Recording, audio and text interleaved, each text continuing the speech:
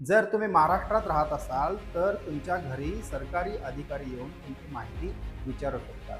जर त्या अधिकाऱ्याला तुम्ही जर माहिती दिला नाही, तुम्ही जर अवेलेबल नसाल, उपलब्ध नसाल, तर थेट तुमचं नाव मतदार यादीतून वगळण्याची शक्यता जास्त आहे. आजचा व्हिडिओ यासाठीच आहे की मतदान यादीत आपले नाव आहे की नाही कसं ओळखायचं, आणि हा जो एस आय आर पद्धत काय आहे, सध्या मतदानातून नाव वगळण्याची प्रक्रिया का सुरू करण्यात आली, या संपूर्ण विषयावर आपण आज बोलणार आहोत. नमस्कार, मी आहे धनेश सर, तुम्ही पाहत आहात आदिती क्लासेसचे यूट्यूब चॅनल. चला मग सुरू करूया. Let's start.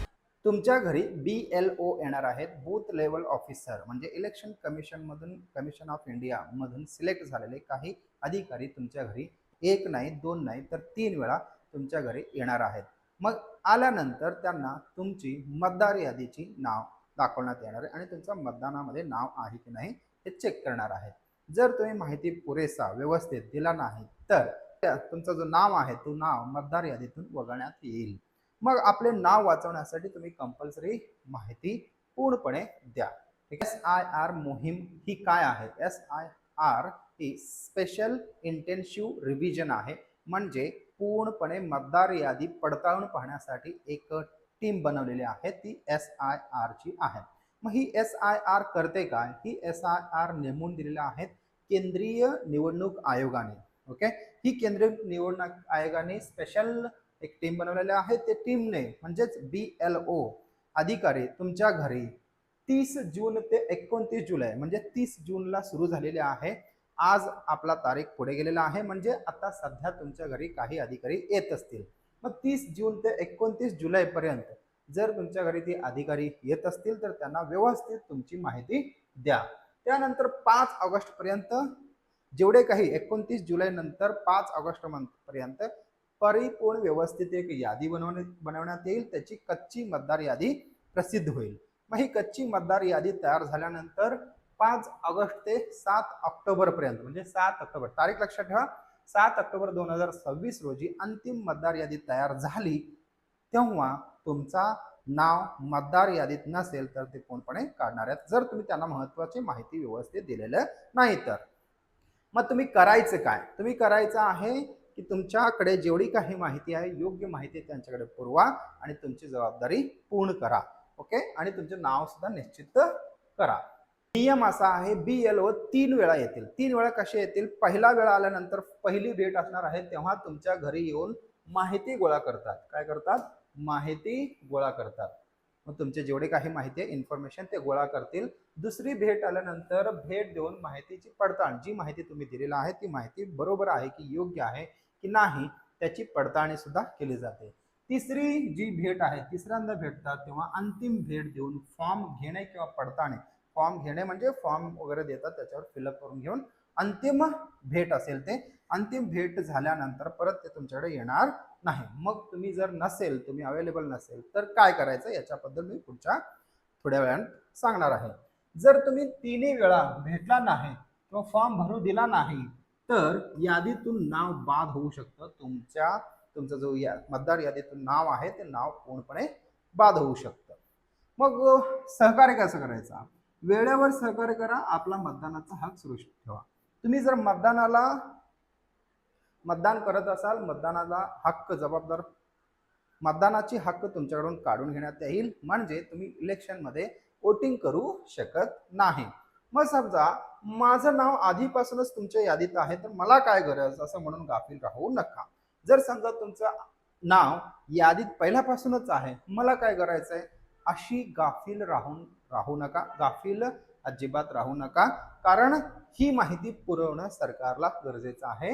He G BLO आहे, बूथ लेवल ऑफिसर, प्रत्येक घरोघरी जाणार आहेत. किती वेळा येणार आहेत? 3 वेळा. तिन्ही स्टेप मी आता जस्ट मगाशी सांगितलेलं आहे. मग तेव्हा तुम्हाला पूर्णपणे माहिती द्यायची आहे. मग माहिती देताना मग तुम्हाला काय करायचं आहे, तुम्ही काय करणार, म्हणजे ही येणार आहे मग आम्ही काय करायचं? आम्ही काय करायचं बघा, तुमचा वय आणि नोंदणी, तुमचं वय किती आहे आणि त्याची नोंदणी प्रूफ करण्यासाठी काय काय करावं लागेल. केस नंबर 1 असा आहे की जर समजा तुमचा 2002च्या यादीत नाव आहे, कुठल्या यादीत? 2002च्या यादीत नाव आहे, तर फक्त तुम्हाला मॅपिंग फॉर्मवर एक सही करावं लागेल. फक्त एक सही करावं लागतं. कोणत्याही प्रकारचे कागदपत्र लागणार नाही. कधी 2002च्या यादीत नाव असेल तर. मग पुढे 1987 पूर्वी जर तुमचा जन्म झाला असेल, कधी 1987 पूर्वी जर जन्म झाला असेल तर तुमचा स्वतःचा जन्म दाखला किंवा टीसी द्यावी लागेल. म्हणजे तुम्हाला जन्माचा दाखला द्यावी लागेल किंवा टीसी द्यावा लागेल, ट्रान्सफर सर्टिफिकेट म्हणतो आपण त्याला, तेही द्यावे लागेल. जर समजा 1987 ते 2004 1987 ते 2004 दरम्यान जर जन्म झाला असेल तर तेव्हा तुम्हाला कोणती कागदपत्र द्यावं लागेल? स्वतःचा, लक्षात घ्या हे कंपल्सरी आहे, स्वतःचा प्लस आई किंवा वडील दोघांपैकी एकाचा जन्माचा पुरावा तुम्हाला द्यावी लागेल. हे जन्म प्रमाणपत्र निश्चित करण्यासाठी किंवा भारताचं नागरिकत्व निश्चित करण्यासाठी एक व्हिडिओ मी बनवलेला होता. तो व्हिडिओ या कोपऱ्यात तुम्हाला लिंकमध्ये भेटेल, ते अवश्य बघा, हेही महत्वाचं आहे. मग चला पुढे ही जी 1987 ते 2004 या दरम्यान जर तुमचा जन्म झाला असेल तर तिथं तुमचा स्वतःचा जन्म दाखला लागेल आणि तुमची आई किंवा वडील या दोघांपैकी एकाचा लागेल. जर समजा 2004 नंतर जर तुमचा जन्म झाला असेल तेव्हा मात्र नीट लक्षात घ्या, स्वतःचा पण लागेल, आईचा पण लागेल आणि वडिलाचा सुद्धा जन्म दाखला कंपल्सरी लागणार आहे. म्हणजे तुम्हाला फक्त कागदपत्रे पूर्णपणे गोळा करून व्यवस्थित ठेवायचं आहे. कोणत्या कॅटेगरीत तुम्ही मोडता, तुम्ही जे बघत आहात ते कोणती, तर तुमची वय किती आहे ते वय आणि जन्म याच्यामध्ये जरा फरक बघा. आणि जन्म जर 2002, आता यादी बघा, 2002च्या यादीत नाव असेल तर तुम्हाला काय लागणार नाही, फक्त तुमची सही लागणार आहे. पण 1987चे जन्म 87च्या पूर्वी असेल तर तेव्हा मात्र तुम्हाला जन्म दाखला लागणार आहे. 87 ते 4 पर्यंत असेल तर तुमचा आणि तुमच्या आईचं किंवा वडिलाचं लागणार आहे. आणि 2004 नंतर जन्म झाला असेल तर तुझा आणि तुमचा, तुमच्या आई आणि तुमचे वडील तिघांचं जन्म प्रमाणपत्र लागणार आहे. म्हणजे BLO तुमच्या घरी आल्यानंतर ही कागदपत्रे लागणार आहेत. आणि हे किती वेळा येतील? जे BLO 3 वेळा तुमच्या घरी येतील. अगदी महत्वाचं आहे. मग तुम्हाला करायचं काय? जर तुम्ही घरी नसाल, ज्या ठिकाणी राहत होता ती राहत असलेलं घर सोडून दुसऱ्याच ठिकाणी गेलेला आहात, मग तेव्हा काय करायचं? त्या घरी ते BLO ऑफिसर भेटला आणि भेट दिला, 3 वेळा दिला, मग त्याला माहितीच भेटलं नाही, मग तेव्हा काय करणार? ती लोक जी स्थलांतरित करून व्यवसायासाठी कामानिमित्त बाहेर गेलेले असतात त्यांनी काय करायला पाहिजे? यासाठी एक सर्वोत्तम उपाय आहे. घर बसल्या तुम्ही ऑनलाईन सुद्धा करू शकता. ऑनलाईन कसं करायचं? ऑनलाईन मध्ये ही जी आहे एक वेबसाईट आहे voters.eci.gov.in या वेबसाईटवर तुम्ही भेट करून तिथे सुद्धा तुमच्या मतदार यादीत नाव आणि इन्फॉर्मेशन भरू शकता. इथे जाऊन तुम्ही काय करा? मतदार यादीत नाव शोधा, फॉर्म भरा आणि तुमची स्थिती तपासा, नंतर तक्रार, तुम्हाला जर काय तक्रार असेल तर तक्रार सुद्धा नोंदवू शकता. किंवा दुसरा एक आहे वोटर हेल्पलाईन म्हणून एक ॲप आहे तुमच्या अँड्रॉइडवर, मोबाईलवर किंवा प्ले स्टोअरवर किंवा ॲप स्टोअर असेल, ॲपल मोबाईल वापरत असाल ॲप स्टोअर असेल, या दोन्हीवर तुम्हाला एक ॲप्लिकेशन भेटेल की वोटर हेल्पलाईन. या वोटर हेल्पलाईनच्या ॲप्लिकेशनवर तुम्ही नवीन मतदार नोंदणी करू शकता, मतदार यादीत नाव शोधू शकता, मतदार यादीत दुरुस्ती सुद्धा करू शकता, मतदान केंद्र सुद्धा माहिती मिळते आणि तुम्हाला तक्रार सुद्धा नोंदवता येते. हे फक्त मोबाईलमध्ये सुद्धा येऊ शकतं.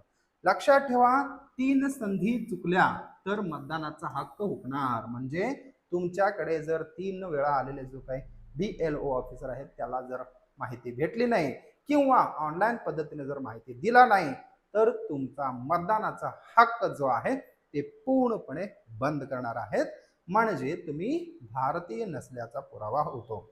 म्हणून लक्षात घ्या, हा खबरदारी आणि जबाबदारीचं काम आहे, ते सर्व भारतीयांनी करायला हवे अशी अपेक्षा सरकारची आहे आणि आमची सुद्धा आहे. यासाठी व्हिडिओ शेवटपर्यंत बघितला त्यासाठी खूप खूप धन्यवाद. आणि ही माहिती ज्यांना माहीत नाही त्या माणसांपर्यंत पोहोचवा, जेणेकरून त्यांच्या मतदान यादीतून नाव जाणार नाही.